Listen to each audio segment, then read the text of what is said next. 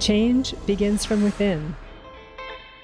As easy as it is to look outside of ourselves and want the world to change, the truth is, it never will if we remain the same. This podcast was created for changemakers like you who want more love and connection in your community. Today, you are going to hear stories that will inspire you and also challenge you to be the change. We are going to go deep, my friend. So take a deep breath and settle in. My name is Emilia Tamburini. Welcome to the Circle of Change.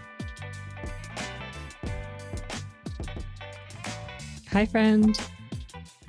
Welcome to the first solo episode of season 2. I love these intimate conversations with you, although I suppose it's me talking to you. But I do feel like you're right here with me. So thank you for taking in these words. Speaking of words, this conversation is all about language. Language has been on my mind a lot lately, both in terms of the language I use to describe my own life and also the language I use in my professional life, in particular, the work that I'm doing in communities. To set the stage, I'm going to read a short quote by one of my favorite authors and characters. And as I jump into this, feel free again to just close your eyes, take a deep breath, and presence yourself in our circle. Words are, in my not so humble opinion, our most inexhaustible source of magic, capable of both inflicting injury and remedying it. And of course, that's Albus Dumbledore in J.K. Rowling's Harry Potter series. What J.K. Rowling is saying here is that our words have power to heal or cause harm. And I think they are the perfect thing to speak about in a podcast circle about being the change.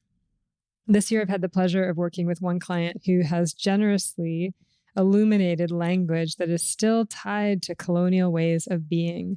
So here's an example. So at one point, trees, plants, animals, they were all referred to as animate objects. She, he, our relatives, etc. And during colonization, this language was stricken from the vocabulary of settlers, and such began this transition of our language to referring to these things as inanimate objects, it and things. So immediately there's a disconnect there.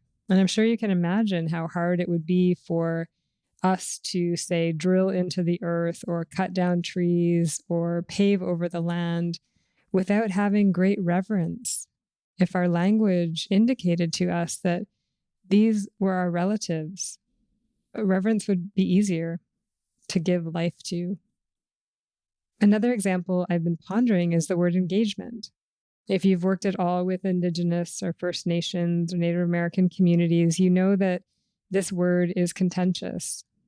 It's also contentious in municipal and local government settings because for many, many years, and still today in places, engagement was performed as a checkbox exercise. You know, that it often looked like a few emails or phone call attempts, but no conversation. Or it meant sitting and telling communities what was going to happen, but not really offering those real opportunities to meaningfully influence or take ownership of the decision at hand. And I'm not blaming anybody for this or talking about the reasons why this approach was taken, but for these reasons, engagement does have a weird vibe to it in many places. But if you've never experienced any of this, or you don't get involved in community affairs, you may not have any emotional attachment to this word. And there are also different definitions or meanings of that word. So for me, being trained in community engagement, I have a particular meaning associated with it in terms of what that actually looks like on the ground. And that might not align with my client's expectation or the community's expectation of what that looks like. Another example of language that is used without much thought are these catchphrases like, I drank the Kool-Aid, or soup Nazi, made famous by Seinfeld. Before last week, I didn't know the history of I drank the Kool-Aid. I was using it in this context of some self-development work I'd been doing where the organization has often been deemed as having this cult-like vibe. And I was telling a friend about it and making this joking statement like, oh yeah, I drank the Kool-Aid and had some pretty profound transformations. Now, just side note here for self-awareness, when I reflect on that moment, I know that I made that statement to ensure that I wouldn't be judged for being involved in this group. It was a way to protect myself because I called myself out before they did, even if they weren't even thinking it. But it didn't need to be said, and it came from a place of insecurity. So when I talk about self-awareness, these are the things that I'm chatting about. But back to the story. So brilliantly, this friend, he stopped me and he gently told me the history of that phrase, which I'm going to share with you now in case you also don't know it. But that phrase, it originates from a traumatic event that happened in 1978, where over 900 members of something called the People's Temple died after drinking Kool-Aid or Flavor Aid, which are fruit-flavored crystals, mixed with cyanide. And that act was a form of revolutionary suicide, although some people apparently drank the poisonous drink, not knowing it was going to kill them. So when I heard this, oh my gosh, I stopped in my tracks. What? I had no idea that I had been bringing energy to this fear-based act unconsciously by saying these words out loud. Soup Nazi. I mean, I still hear this phrase said lightheartedly in many places. And again, just like I drank the Kool-Aid, it's said without much thought to what it means to be a Nazi and what the energy is associated with that we're projecting into the world. You may hear this and think, oh my gosh, Amelia, do we have to be so sensitive to every word we use? My response is no, you don't have to be or do anything you don't want to be. And I know that as our levels of consciousness continue to expand, our language will also expand. It will evolve. And it has been doing this forever. But the difference here is that we can become conscious of its evolution and proactively shape it so that the words that we use support the world that we want to live in. Since George Floyd's death and the rise of the Black Lives Matter movement, we have become more aware of the power of our words. Light has been shined on common imagery and phrases that have been used for a very, very long time. So example, black or dark referring to evil, bad, or undesirable, and white referring to pure and good and desirable.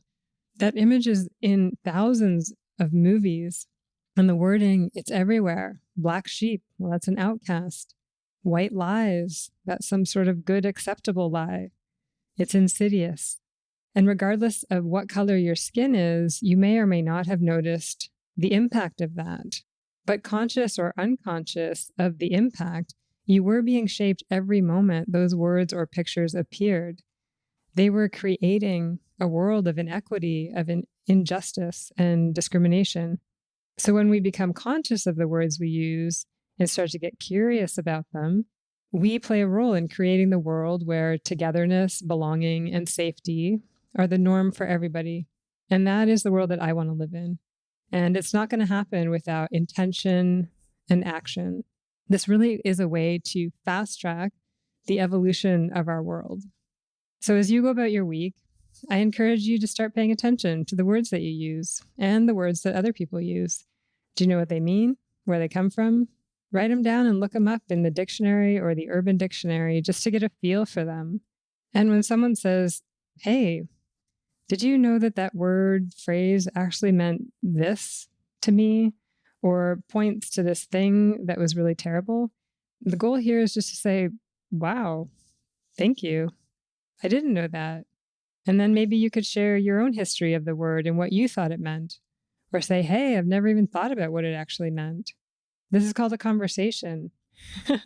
It requires compassion, curiosity, and a willingness to expand, and we are all capable of that. Look, we are who we are, and we each have our own experiences in life, a set of things that we think we know, and a certain language that we grew up with, and we need to be free to be that person.